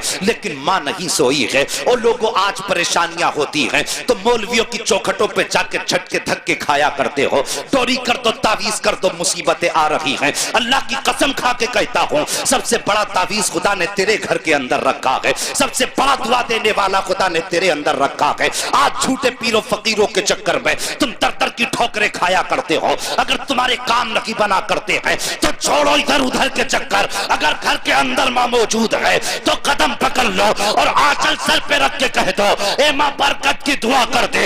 अल्लाह की कसम खा के कहता हूं, अगर माँ ने खुश होकर के हाथ उठा के दुआ कर दी तो सुनो, हाथ नीचे बाद में आएंगे। खुदा की रहमतें तेरे घर में पहले उतर। नाराए तकबीर, नाराए रिसालत, उलमाए अहले सुन्नत, जश्ने गौसुल वरा। नाराए तकबीर, नाराए रिसालत। हाँ हाँ, जिससे हमें मांगना था उससे हमने कभी सुभान अल्लाह, सुभान अल्लाह। जिससे हमें दुआएं लेनी थी कभी मुड़ के उसकी तरफ नहीं देखा। ये दुनिया बड़ी बेवफा है, इतनी बेवफा दुनिया। अल्लाह अकबर, जिस माँ ने 9 माह तक पेट के अंदर रख के पाला, 2 साल तक अपने सीने का खून पिलाया दूध की शक्ल में, और जब तेरे बाजू में ताकत आ गई, तू कमाने धमाने लग गया, तेरी शादी हो गई, तो बस एक रात की दुल्हन ने तेरा रुख ही बदल के रख दिया। क्या ये घर घर की कहानी नहीं है? आज फोन आते हैं बूढ़ों के, कहते हैं हजरत दुआ करना, बच्चे घर से निकाल रहे हैं। यार कलेजा टुकड़े टुकड़े होता है। क्या करें हम, किस किस को संभालें? माँ बाप को दुआएं कराने की जरूरत पड़ रही है, और फिर कहते हो कयामत कब आएगी? जब तुम माओ को धक्के दो, बाप को घर से निकालो और बाप तन्हाई में बैठ के रोए, तो फिर पूछने की जरूरत नहीं कयामत कब आएगी। समझ लो कयामत करीब आ गई है। तुमने होश क्या संभाला, 2 रुपए कमाने क्या लग गए। तुम तो परदेश बैग हाथ में लेके चले, बीवी से कहा ठीक है इतने दिन बाद आऊंगा। बूढ़ी माँ दरवाजे पे बैठी रही, एक बार बेटा मुड़ के मेरी तरफ देख ले। हमने उसके बुढ़ापे की तरफ पलट के भी नहीं देखा। और तुझे क्या लगता है तेरी जो जेब में आके पैसा गिरता है ये तेरी मेहनत का सबब है? अल्लाह की कसम ये तेरी मेहनत का सबब नहीं है, तेरे माँ बाप की दुआओं का नतीजा है। और जाते जाते तूने जिन्हें सलाम तक ना किया, ये उनकी दुआओं का फल है जो आज तू अपनी जिंदगी में दौलत की शक्ल में देख रहा है। और कभी घर से जाते वक्त मुड़ के एक बार बूढ़ी माँ को भी देख लिया कर। परदेश से आया करे डायरेक्ट, बीवी बच्चों में तो तुझे रहना ही है। वो माँ जो रात और दिन ये नहीं सोच के नहीं सोती, पता नहीं बेटा किस हाल में होगा। मैंने एक साहब को बयान करते सुना, वो अपनी कहानी बता रहे थे। कहने लगे हजरत मैं परदेश में था, तबीयत खराब हुई, दूसरे मुल्क में था। जब मैं वापस आया मेरी माँ ने मुझसे कहा बेटे इतने महीने पहले बता तेरी तबीयत खराब हुई थी। गौर करो, माँ ने कहा बेटे इतने महीने पहले तेरी तबीयत खराब हुई थी। बेटा कहने लगा हाँ माँ तुझे कैसे पता? कहने लगे बेटे मेरा दिल नहीं लग रहा था, मुझे ऐसा लगा जैसे मेरा बेटा परेशानी में है। यार अल्लाह ने माँ के दिल को तुझसे इतना करीब किया कि तू 7 समंदर पार, तेरे पेट में दर्द हो तो माँ का दिल बेचैन हो जाता है। फिर तुझे एक बार भी उस माँ की याद नहीं आती? तू परदेश जाए तो उस माँ की जबान नहीं सूखती तेरे हक में दुआ करते करते। बीवी बच्चे तो ये सोच के सो जाते हैं अब 8 दिन बाद आएगा तो इतना पैसा लाएगा, लेकिन माँ जब लेटती है कहती है अल्लाह मेरी खैर है, मेरे बेटे को सलामत रखना। आज हम उन माओं से दुआएं नहीं लेते। अल्लाह अकबर, तवज्जो है आपकी? अल्लाह आपको सलामत रखे। मैं अर्ज कर रहा था हजरत मखदूम माहिमी बिस्तर पे लेट गए, मुंह पे यूं चादर डाली और लेटे। अल्लाह अकबर, मां ने आंचल उठाया, मेरे मालिक मेरे बेटे के तालीम के गैब से असबाब मुहैया फरमा दे। मां का इतना कहना हुआ। अगला दिन जब आया हजरत खिज़र अलैहिस्सलाम को, वो वक्त जब आया ना जिसमें जाते थे हजरत मखदूम पाक, तो वो वक्त याद आया। कहने लगे चल यार आज खिज़र तो नहीं आएगा, उस जगह को चल के देख लें जिस जगह पे वो आने वाला बैठ के पढ़ाया करता था। ये इश्क था तालीम से मखदूम माहिमी का। अल्लाह अकबर, ये इश्क था उनका कहते चल उस जगह को देख ले। ये सोचा, दिल में ख्याल आया, चल निकलते हैं। जब घर से निकले, जब पहुंचे उस जगह पे, तो हर दिन का मामला ये था, आप पहले जाते थे, बाद में खिज़र आते थे, लेकिन आज जब गए हैं ना तो पहले खिज़र आके उस जगह पे खड़े नजर आ रहे हैं। हजरत खिज़र अलैहिस्सलाम को जब देखा है, अल्लाह अकबर, मखदूम मागिमी दौड़ के गए, कदमों से लिपट जाते हैं। मेरे मोहसिन बता तो सही, तूने तो वादा किया था कि अगर मैं वादा तोड़ूंगा तो वापस नहीं आना है, फिर बता आज किस लिए आए हो। मखदूम पाक के इतने जुमले सुने सरकार हजरत खिज़र अलैहिस्सलाम कहते हैं, बेटे मैं तुझे पढ़ाने नहीं आया हूँ और ना ही आज के बाद पढ़ाने आऊंगा। कहा हजरत फिर किस लिए आए हो? कहा सुन, याद कर जब तू कल माँ के आंचल से लिपट के रोया था, तेरी माँ ने हाथ उठाए थे? हाँ उठाए थे। कहा रब ने मुझे हुक्म दिया था, ए खिज़र अब तक तो तेरी ड्यूटी ये थी कि तू हर दिन दरसगाह के तौर पे पढ़ा था, लेकिन तूने ये वादा किया है कि तू पढ़ाने नहीं जाएगा। उधर माँ ने हाथ उठा दिए हैं कि अल्लाह मेरे बेटे की तालीम के गैब से असबाब मुहैया फरमा। मालिक चाहता क्या है? का सुनो मखदूम, रब ने हुक्म दिया है, ए खिज़र जाओ जमीन पे चले जाओ और जाके मेरे मखदूम को सीने से लगा लो। जितनी वुसात उसके सीने में है, एक बार सीने से लगा करके सारा इल्म मेरे मखदूम माहिमी के सीने में अता फरमा। अल्लाहु अकबर।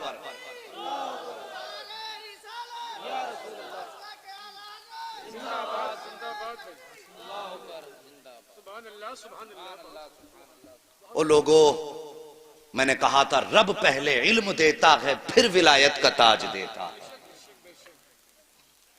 और इल्म विलायत की पहली सीढ़ी। हाँ हाँ, तुमने बाल लंबे कर लिए कमर तक, उसको विलायत की डिग्री समझ के लोगों को समझाने लगे, हम वली हो गए। 10-10 हाथों में अंगूठियां, ये काय की? कहा ये उसकी है, ये कमाई की है, ये लड़ाई की है, ये बुझाई की है, ये रख देता हूं जिन भाग जाता, ये रख देता हूं आफतें टल जाती। वाह जी, ऐसा लगता है कि पूरी दुनिया का इलाज साथ लिए घूम रहा है। और हमारी कौम ऐसे लोगों के धोखे में आ जाती है। और मेरे भाई, अगर कोई भी आके कहे मैं वली हूं तो पहले उससे पूछ, बता तेरा रिश्ता मदीने वाले से कैसा है? सच बता, पहले देखो बाल उसकी सुन्नत के खिलाफ तो नहीं है, ये पूछो। उसके बाद उसके शराइत देखो, फिर उसे अपनाओ। कुर्बानी का जानवर कितना देखभाल के लेते हो? है? कान में छेद है, 6 मौलवियों को फोन करेंगे, इसके कान में छेद है, उधर पूरे पीर में छेद हुए पड़े। हाँ, ये मिजाज है हमारे। बगदाद वाले पीर सरकार गौसे पाक मादर के शिकम में वली हैं, आलम अरवाह में वली हैं। इतना बड़ा वली, अल्लाह अकबर। शान देखो सरकार गौसे पाक की। मुफ्ती साहब तो सब कुछ बताते रहते होंगे। जहां पे ज्यादा काबिल लोग होते हैं तो वहां सोचना पड़ता तकरीर में बताना क्या है? तो ये बुजुर्गान दीन आपके बीच रहे, इन्होंने सब कुछ बताया होगा, लेकिन बरकत के वास्ते मैं जिक्र कर लूं, सिर्फ बरकत के वास्ते, क्योंकि उनकी बातें जिस जबान पे हो जाएं, मेरे गौस फरमाते हैं, जो मेरा मानने वाला होगा, नाम लेने वाला होगा, तो जब तक वो तौबा नहीं कर लेगा उस वक्त तक अल्लाह उसे मौत नहीं देगा। उनके नाम की इतनी बरकत है। और फिर उनसे दुश्मनी कर लो तो कतई खैरियत ही नहीं है जी। बड़ी पावर वाला मामला उनका है। बस एक बात अर्ज कर दूं, बचपन का जमाना सरकार गौसे पाक का है, जरा सी हथेली पे सरसों अगर जादू से जमाने लग गया तो वो कहता बस मैं अपने दौर का सबसे बड़ा गौस हूं। फिर वो खातिर में कहां लाता, तेरी औकात क्या है? मेरा गौस वो है जो जमाने को पाल रहा है, जो दुनिया का निजाम चला रहे हैं, वो है अब्दुल कादिर जिलानी। दुनिया जिनके नज्म और नस्क से चलती है वो है सरकार गौसे पाक। बचपन का जमाना, बच्चे खेल रहे हैं। अजीब गुजारिश करूंगा, नाराज मत होना, कुछ कड़वी बातें आने वाली हैं। हाँ पहले बता दूं, मेरी तकरीर तुम्हें यार को बेचैन करती है, सबब क्या है वही कहता हूं जो दिल पर गुजरती है। अब जो लॉकडाउन कुछ दिन से हुआ है ना, तो मुतवल्लियों ने इमामों की जान खा ली। मोहतमिम जो मदारिस के हैं उन्होंने मुदर्रिसों का खून पी लिया। मैं सब कैमरा है मेरे आगे, मैं कहता हूं दुनिया सुने इसे। ये कौम का रोना है, तुमने नहीं सुना? कुछ दिन पहले बरसात हुई, छत गिरी, इमाम के बच्चे और बीवी में उसी में दब के खत्म हो गए। ये कौम करोड़ों करोड़ों रुपए मस्जिद में तो लगा देती है, इमाम के हुजरे तक का इंतजाम नहीं कर सकती, और फिर कहते हैं हमने तरक्की की है। क्या खाक तरक्की की है जो तुम्हें 5 टाइम अल्लाह की बारगाह में लेके जाता है, तुम उसकी छत तक नहीं बना सके?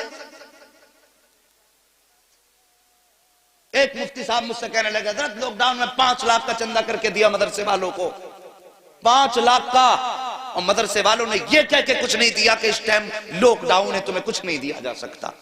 शर्म नहीं आती?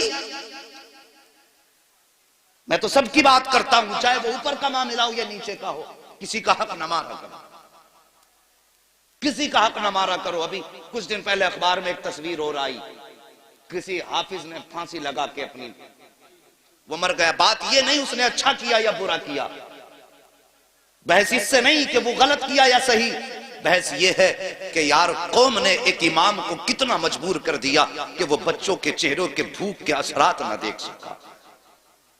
फिर वो कौम कहे हमने तरक्की की है तो झूठ बोलती है। वो कौम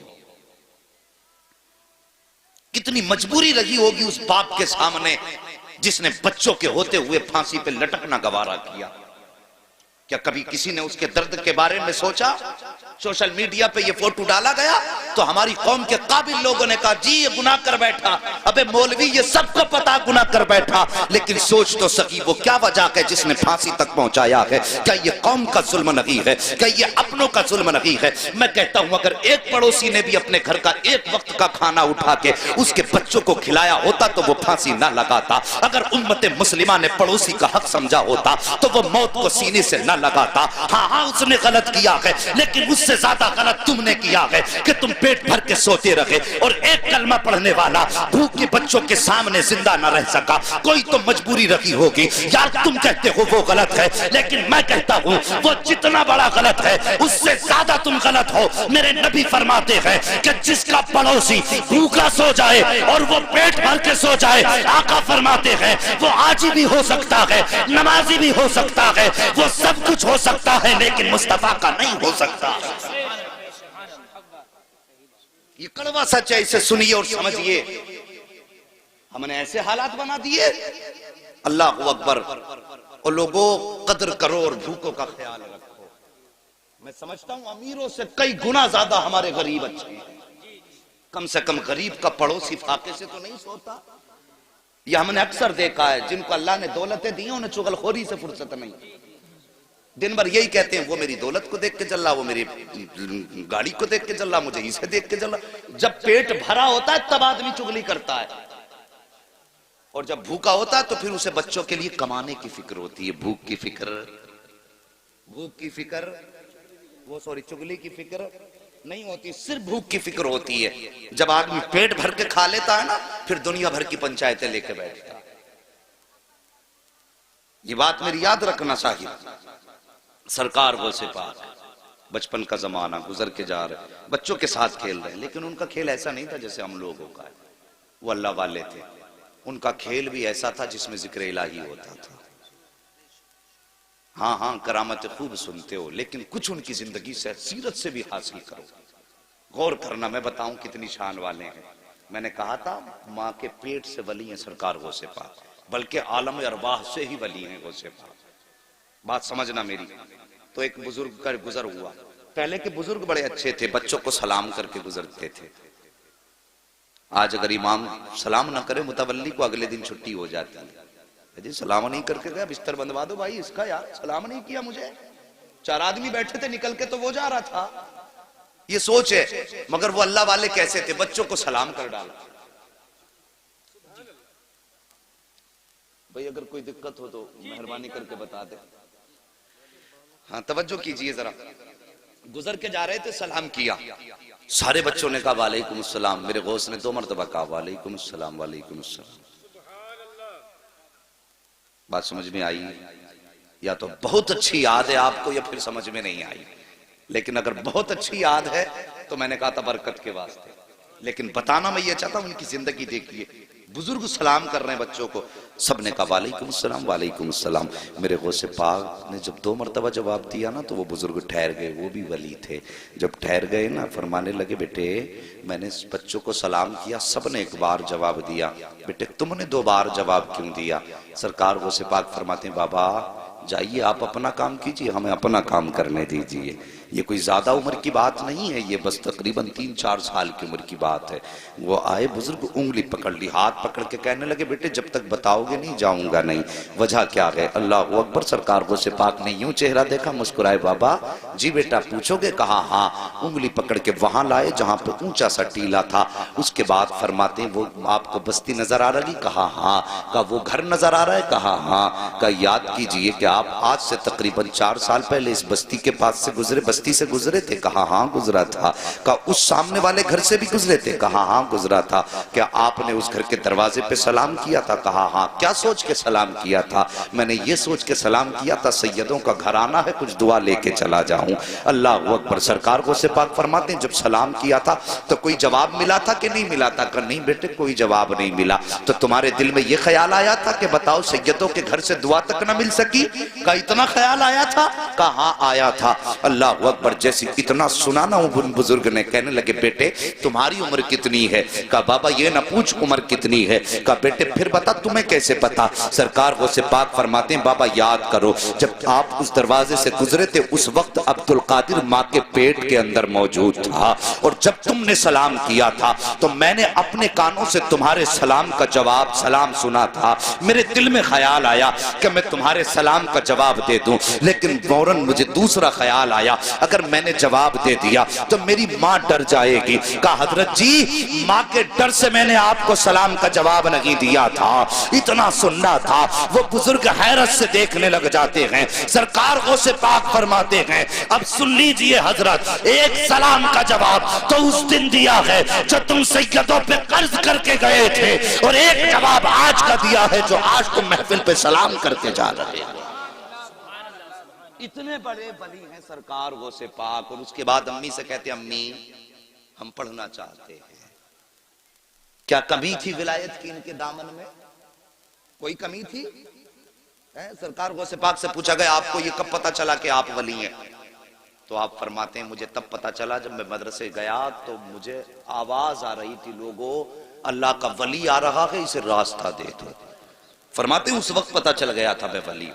आप इल्म दीन सीखने गए, मशक्कतें उठाई, इल्म दीन सीखा, और सीखने के बाद अल्लाह अकबर फरमाते दरस्तुल इल्म हत्ता सिरतु कुतबा, मैंने इतना दीन सीखा, इतना इल्म सीखा कि अल्लाह ने मुझे कुतुब बना दिया।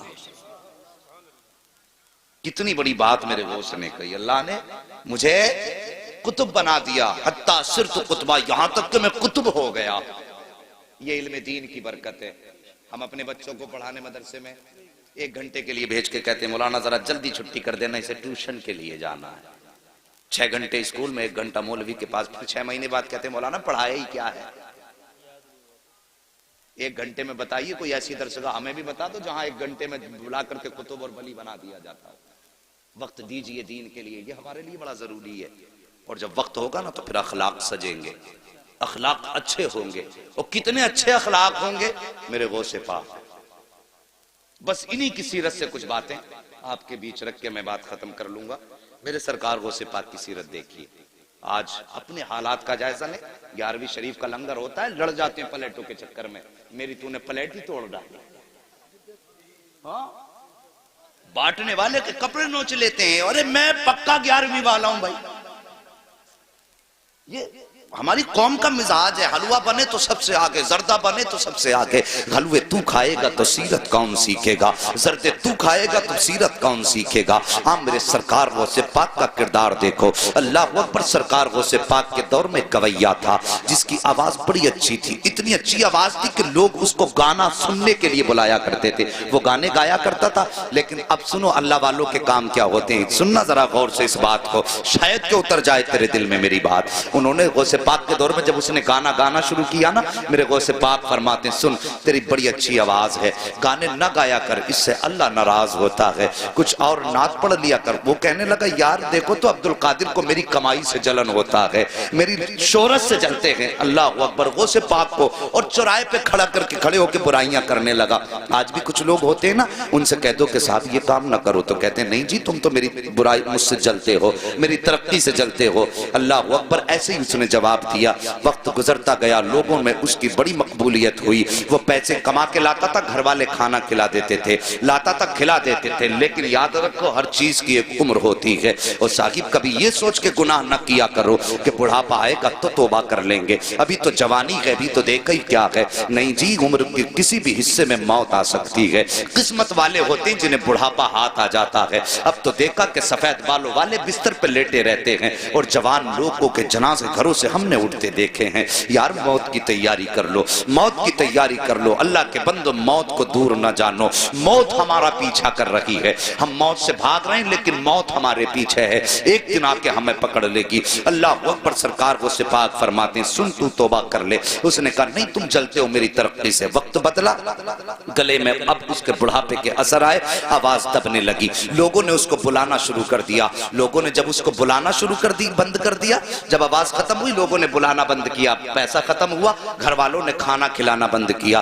कुछ दिन तक पैसा रहा, घर वाले खिलाते रहे, लेकिन जब पैसा बिल्कुल खत्म हुआ, घर वालों ने उसको खाना देना बंद कर दिया, अपनों ने मुंह लगाना बंद कर दिया। जब अपनों ने मुंह लगाना बंद कर दिया, फटे कपड़े हो गए, मैला लिबास हो गया, कोई खिलाता नहीं था, मक्खियां बदन पे भिनकने लगी, कोई पास नहीं बैठाता था, जाके कब्रिस्तान में जाके बैठ गया। सोचने लगा एक दिन यहीं पे आना है, हो सकता है कोई मुझे कांधा ना दे। ये सोच करके कब्रिस्तान जाकर के बैठा, दुनिया मुखालिफ है, कोई कांधा नहीं देगा, मरूंगा तो यहीं रह जाऊंगा। लेकिन अल्लाह अकबर, एक दिन उसी कब्रिस्तान के पास से मेरे सरकार वो से पाक का गुजर हो जाता है, और वो करीम इब्ने करीम जो ठहरे, वो सखी इब्ने सखी जो ठहरे, अल्लाह अकबर, जैसी कब्रिस्तान के पास से गुजरे, वही लिबास उसका पुराना है, मक्खियां उसके बदन पे हैं। मेरे गौस ने कदम रोक दिए, गौर से देखा, देखने के बाद पहचान गए, यार ये तो वही गवैया है जो चौराहे पे खड़े होकर मेरी मुखालफत किया करता था, जो चौराहे पर खड़े होकर के मेरी बुराई किया करता था। आप गए, अपने शागिर्द को बुलाया, बुलाने के बाद आपने कुछ पैसों की थैली दी और अपने शागिर्द के हाथ में देकर के कहा जाओ कब्रिस्तान चले जाओ, वहां पर एक गरीब बैठा हुआ है, उसको जाकर के ये पैसा रुपया जाकर के दे दो। अल्लाह अकबर, जैसी वो लेकर के चला, वो से पाक फरमाते नाम मत बताना किसने दिया है, वरना वो शर्मिंदा हो जाएगा। आज अपनी जिंदगी का आप जायजा लीजिए, अगर ज़कात बांटते हैं तो कैमरे लगा के बांटा करते हैं, खैरात तकसीम करते हैं तो कैमरे लगा के तकसीम किया करते हैं। यार हमने कोई नेकी की तो अल्लाह को दिखाने के लिए की या बंदों को दिखाने के लिए की है? अगर दुनिया को दिखाने के लिए करते हो तो ये नेकी तुम्हारे मुंह पे मार दी जाएगी। अगर अल्लाह को दिखाने के लिए कर रहे हो तो फिर किसी की परवाह ना करो, कोई देखे ना देखे, बस ये सोचा करो कि या तो खुदा देखे या मदीने वाला मुस्तफा देख ले, और किसी की गुर्बत का तमाशा ना उड़ाया करो। आज लाइनें लगती हैं, रमजान का महीना आएगा, खैरात बांटेंगे दौलत वाले, ऐलान करेंगे उसकी तरफ से कंबल बट रहे हैं, वो गरीब जाके बैठ जाते हैं। शर्म नहीं आती?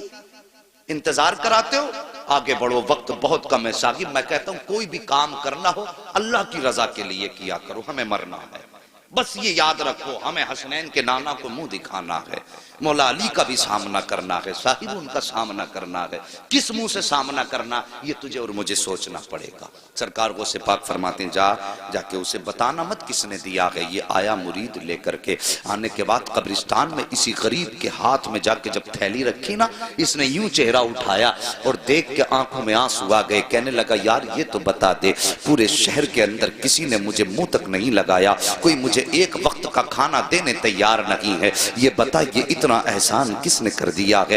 कौन है इतना मेहरबान जो मुझसे इतना प्यार करता है? शागिर्द कहता है मुझे देने का हुक्म है, बताने का हुक्म नहीं दिया गया है। ये कह के शागिर्द जब चलने लगा, उसने कहा ठहर मुझे पता है।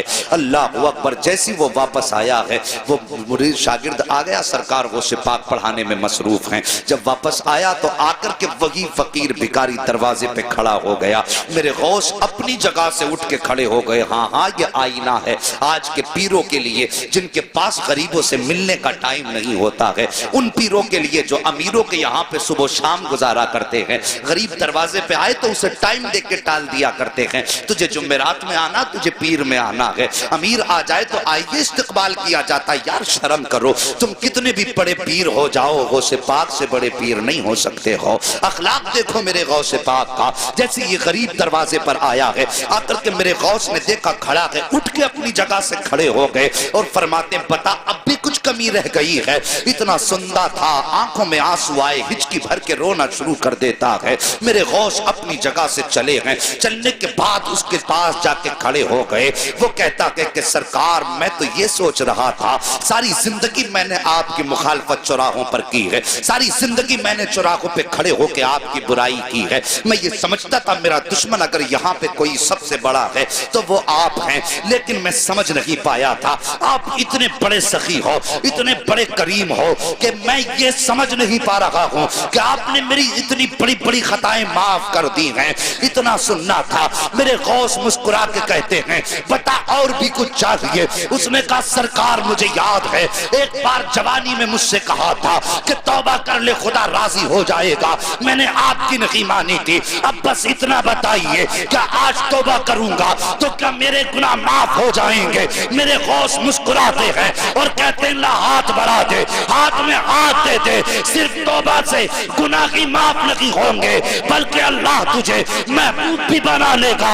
उसने इतना सुना है, तड़प के कहता है सरकार क्या इतना बड़ा करम भी हो सकता है? मेरे गौस कहते हैं हाथ बढ़ा दे, तौबा करना तेरा काम है और तुझको वली बना देना ये अब्दुल कादिर जिलानी का। नाराए तकबीर, नाराए रिसालत, उलमाए अहले सुन्नत, मसलके आला हजरत, जश्ने गौसुल वरा, नाराए तकबीर, नाराए रिसालत।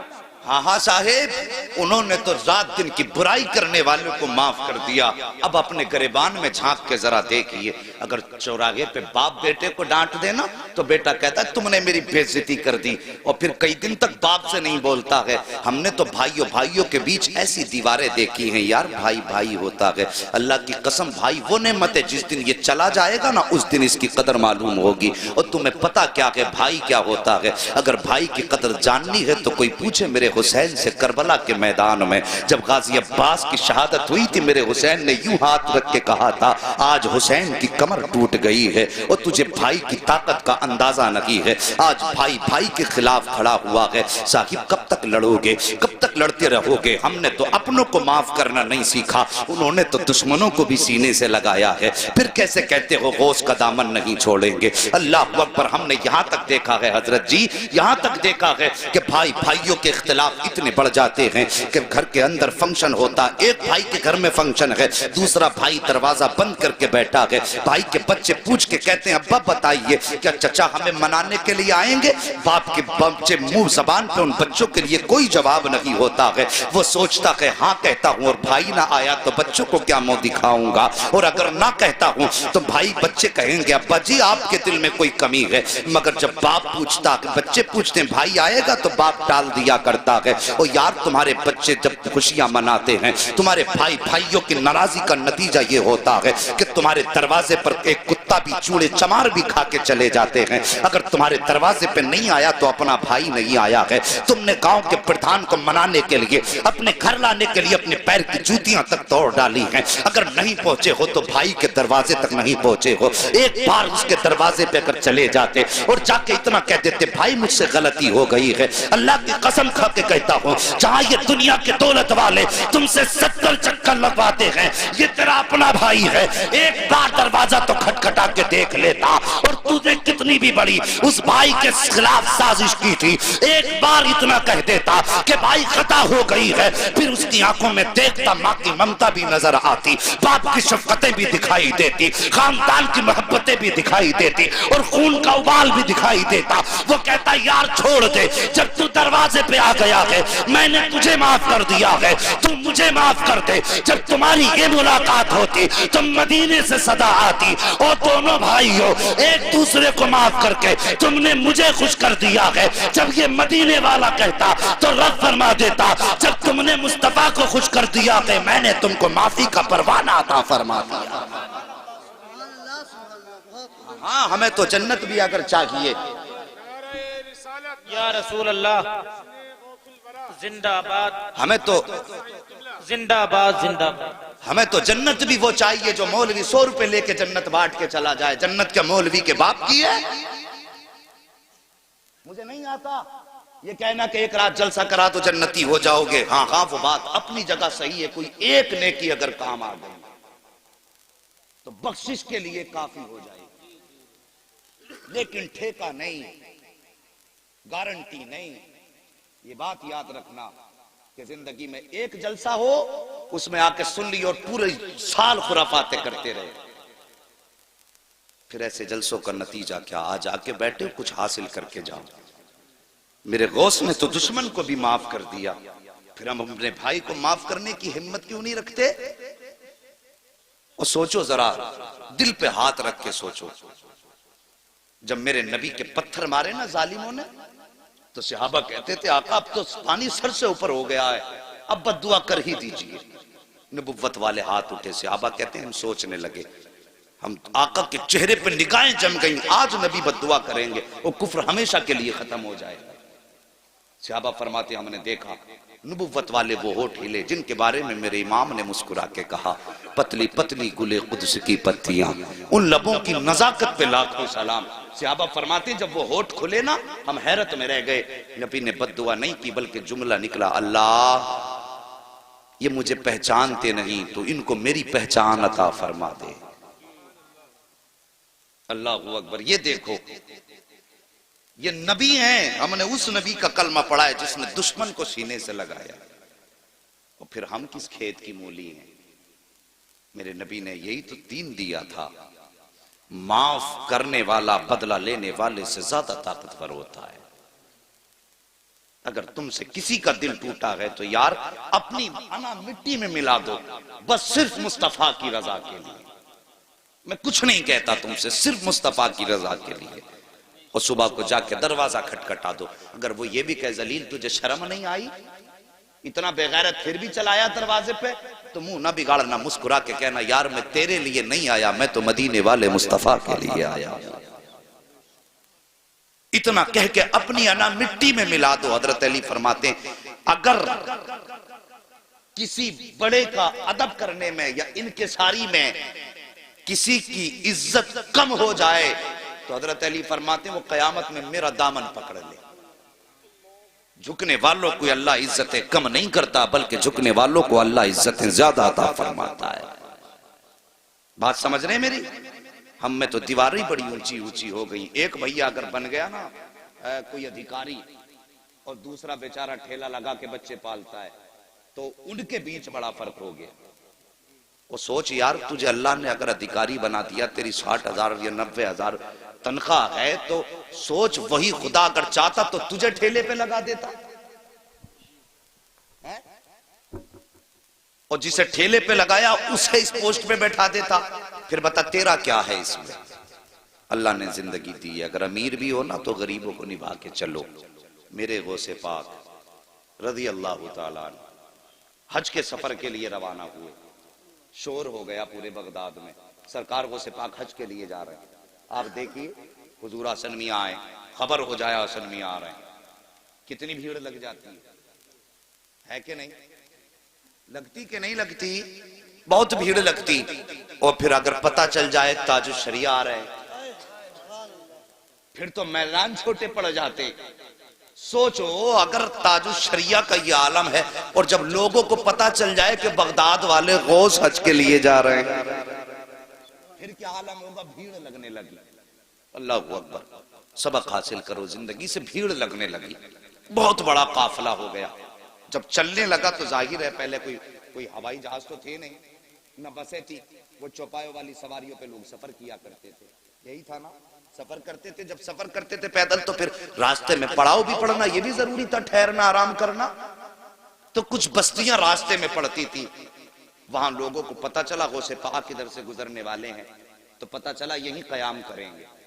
अमीरों ने अपने अपने घर सजा दिए, इंतजाम कर दिया गौसे पाक मेरे घर ठहरेंगे। लेकिन एक गरीब था, वो सोचने लगा, तमन्ना थी काश मेरे पास दौलत होती, मैं अपने घर बैठाता गौसे पाक को, मैं अपने घर बैठाता अगर मेरे पास दौलत होती। लेकिन अब मैं अपने घर नहीं लाऊंगा, क्यों, मैं उनके लायक नहीं, बस उनका दीदार हो जाए यही बहुत बड़ी बात। लेकिन ये कहता मैं बैठा था, अचानक मेरे दरवाजे पे शोर हुआ, ओ यार दरवाजा तो खोल। कहा मैंने जैसी खोल के देखा, सामने मेरी चौखट पे गौसुल आजम मुस्कुरा रहे थे। बड़े बड़े अमीर खड़े हैं, लेकिन मेरे गौस ने गरीब के दरवाजे पे दस्तक दी। वो कहता मेरे घर में कुछ बेटियां थी और जिनकी मैं शादी करना चाहता था, इंतजाम नहीं था, और मुझे डर ये था गौसे पाक को ठहराऊंगा तो उनके साथ लोग भी होंगे, उनके खाने का भी इंतजाम होगा। कहता गौसे पाक आए, मेरे घर में ठहरे। फरमाते पूरा इंतजाम गौसे पाक ने फरमाया खाने का है। आज नजराने लेने का तो रिवाज पीरों में नजर आ रहा है, लेकिन देने वाला पीर नजर। सोचो, खुद सोचो, अगर मैं गलत हूं कह दो खड़े होके।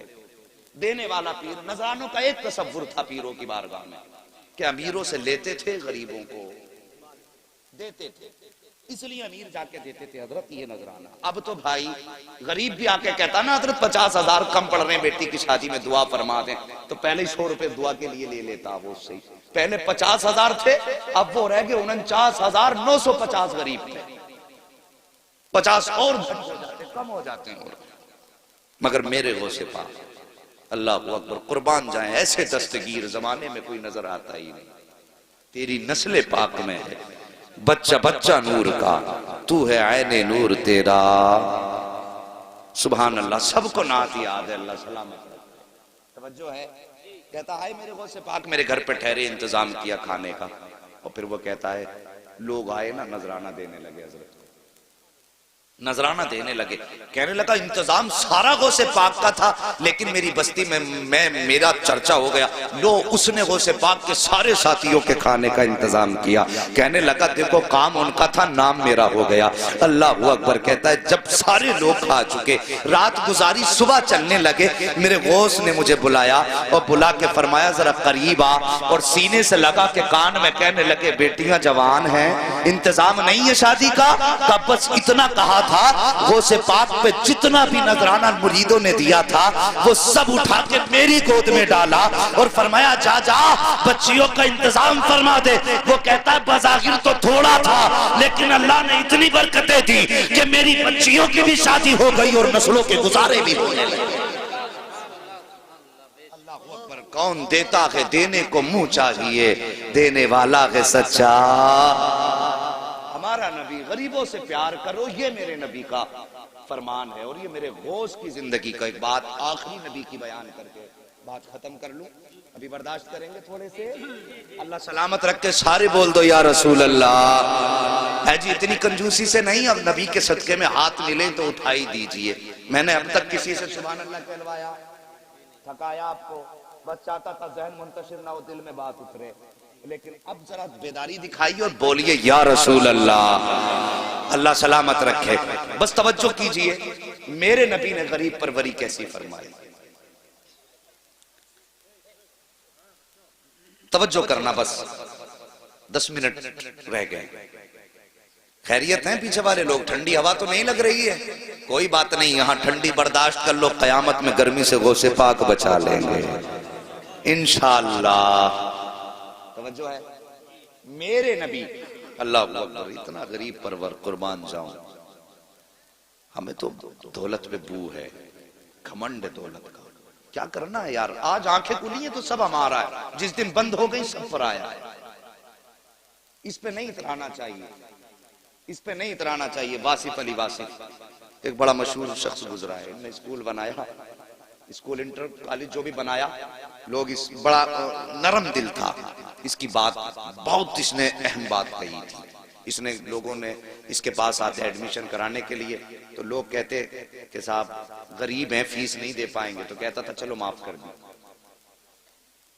कोई आके कहता गरीब है, फीस नहीं दे पाएंगे, तो लोग कहते थे चलो, फिर कहता माफ कर दी। जो इसका प्रिंसिपल था उसने कहा सर अगर ऐसे ही माफ करते रहेंगे तो धंधा कैसे चलेगा। इस टाइम तो कमाई का सबसे अच्छा सिस्टम है, अस्पताल बना लो या कॉलेज बना लो। सबसे तेज अमीर होने वाला सिस्टम।